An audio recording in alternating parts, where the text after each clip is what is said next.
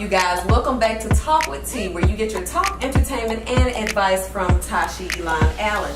I want to welcome you guys back to the show. You know I do a lot of joking, a lot of entertaining about real life subjects and things of that nature, but this time we are going to focus on a young man who is making and taking all strides to be successful. He's an artist in every way, and I would like to introduce to you guys 18-year-old Keylome Paris. Yes, let's welcome him to the show. I have to start it off with, how are you doing this evening? I'm doing fine. And you? I'm doing pretty good. I'm glad to have you on the show. I must say it's an honor to have such a young, successful man on the show with me today. I know that you model. I know that you do a bit of styling, but I want you to tell me about you. Who is Keylome Paris and what are his many titles? Wow.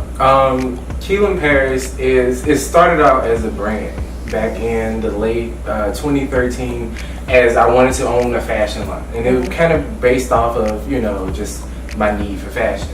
And then I was like, I kind of like this, I want to make this go into something that's, global. And so I said, I'm going to adopt the name Keylome Paris as a person and attach it as a brand as well.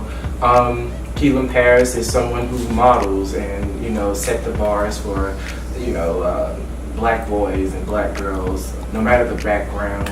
And some people even ask me, well, why did you change, from Jay Sean to Keylome? And it was, my original last name is Perkins, and we all know slavery.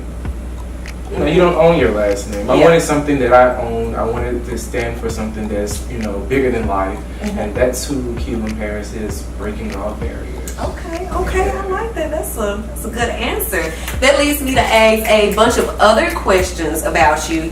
Since we talked about modeling, I want to ask, as far as modeling is concerned, what is your ultimate goal with that?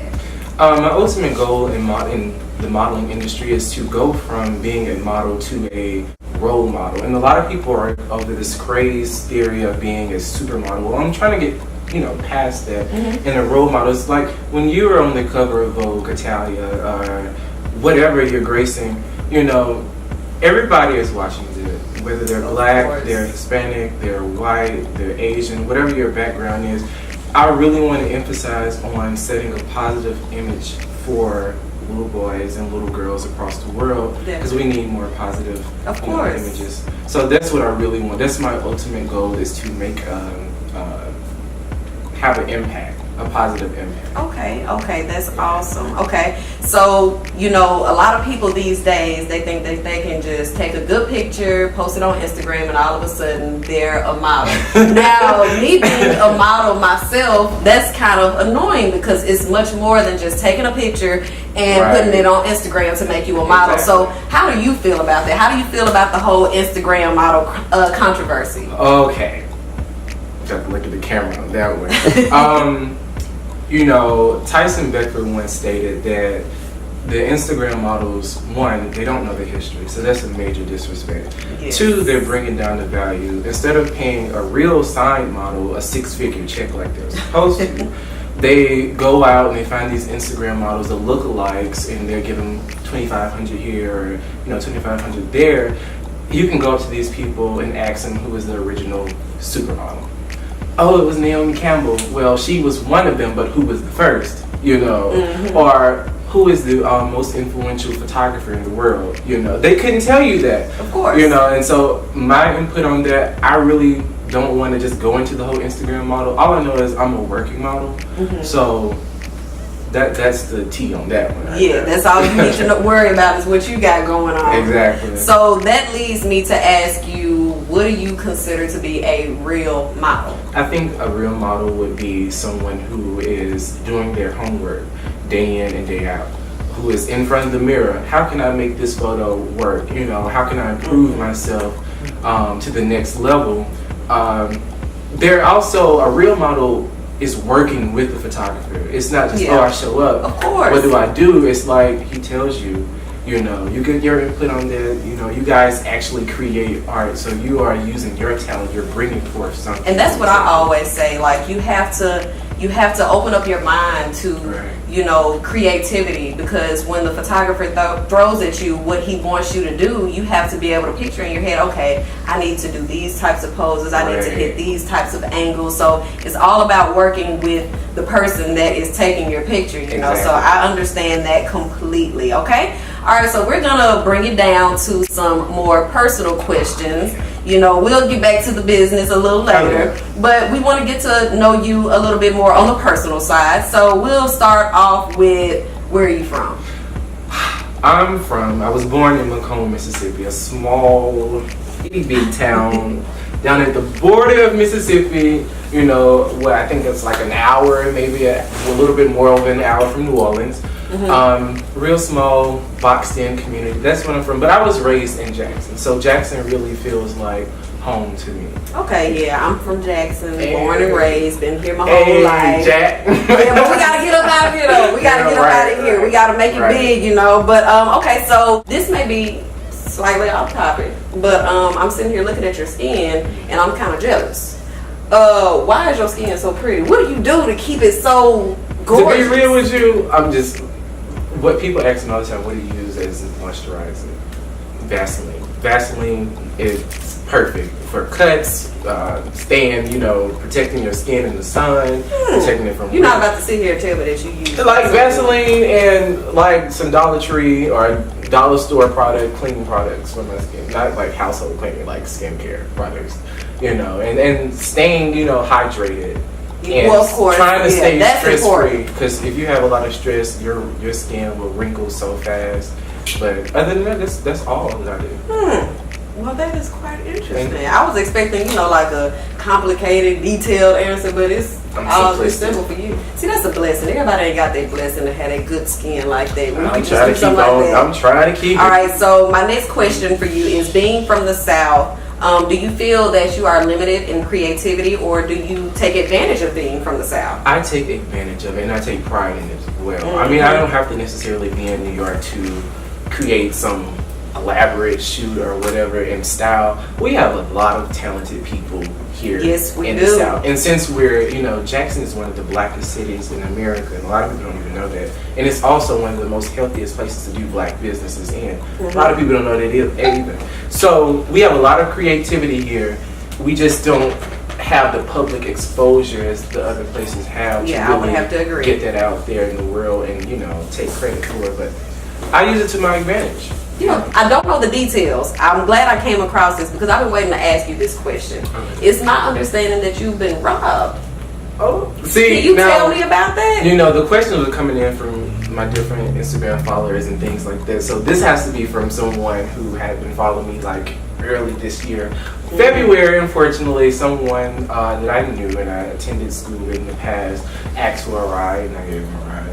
And they flipped the script, and so they stole my car, stole my phone, everything. I wasn't expecting you to say your whole car. Yeah, the car was missing for, I think, a week or two. They found it somewhere, and when I got it back, it gave me all types of problems and things. So I'm past it. I'm really past it. For a long time, I didn't really want to go outside. I didn't want to talk to nobody. I didn't want to be around anyone. Understood. And I just really wanted to leave. Like, I thought after that, I was like, okay, yeah, I'm going to leave Jackson and just... Yeah, did you consider that person a friend? I mean, I wouldn't necessarily say a friend, but like an acquaintance. Yeah. Because you couldn't really say a friend if they're going to do all that. Of course. Okay, well, let's keep on going. Let's change the subject a little bit. Okay. You have a music career, am I correct? Not a career. Oh, not a career? Not a career okay. at all. No. I made one song, Whoa, and apparently it's doing well in foreign countries. I don't know why. I mean, to me, it was actually just going to be a soundtrack for one of the visuals that I was working on at the time. And I happened to release it overnight, and friends like, I really like this, like, can I download it? And so I made it where it was able to be downloaded, and got 370 downloads on it, and they're all foreign people. So I mean, I don't know what it is about the song that, because I was definitely gonna ask, like, what do you think made it so popular overseas? I think is what I was saying in it. It was just, I was talking a lot of bull crap. Like, you know, went from driving a Volkswagen to a Bentley. I don't drive a Bentley, but you know, just Bow Wow challenge. Bow Wow challenge. And it's really just that. So I mean, you know, every once in a while, somebody needs some music that it has no meaning. You know, it's just for the purpose of feeling good. So that's what that whole thing, right? Yeah. You know. So all right. So you have something called the Keylome Paris Network. What is that exactly? The Keylome Paris Network is still under works of being created, and this just a platform for people of color to display their talents, whether you're a photographer, stylist, you know, TV personality, whatever you are. You go there. It's like a community, almost like a social network of where you place your work, you publish it, and for others to enjoy. You own all of your, you know, your rights and everything else to your work. It's just a place, a free space to be creative. Okay, I like that. I like the sound of that. I'm really digging your vibes. Thank you. I'm digging that. You got some positive vibes going on. Yeah, you got to stay positive. All this negativity. I mean, like Trump. So let's not even talk about that. We got an orange as a president. So oh my God. Don't say that. Be nice. Be nice. We gotta be nice on Talk with Tea, okay? So we're down to the last few the last few questions, and I don't know if it's been mentioned, but you are signed with an agency. Yes. Was it hard to get signed to an agency? Absolutely not for me. Thankfully, I think if I can remember, towards the beginning, at the very, very beginning of 2016. I met this photographer after a show, Justin Heineman, and we took some photos, and they happened to go viral. And when they went viral, I got 6, you know, offers from 6 different agencies. And before that, I had got an offer from a local agency after going to a casting call called JEA. So it wasn't really, you know, hard for me. I guess if I was to go like to New York or Milan or Paris, London, and attend. I mean, it's all about what they're looking for. All right, so since you've been signed, has it been easier to get booked? Absolutely not. What? It is not easy to get booked. You know, you have people like Naomi Campbell, Tyson Beckford, and all these different people that are original who have spoken out about colorism and racism within the fashion industry. You know, especially in America, being a black male model, it's 10 times hard. One, you're male, and you're in a female-dominated industry, so that's already a strike. You're black, that's a strike. Then you're from the South, that's another strike. Yeah. So, you know, it's difficult, but you just roll with the punch.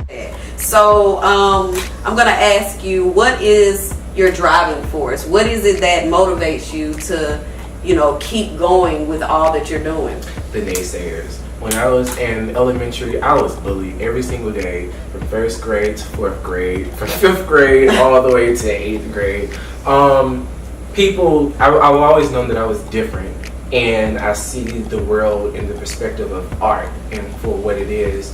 And just some people just really ain't messing with that. They don't get it. Yeah. You know, and just that I've been through a lot in my life.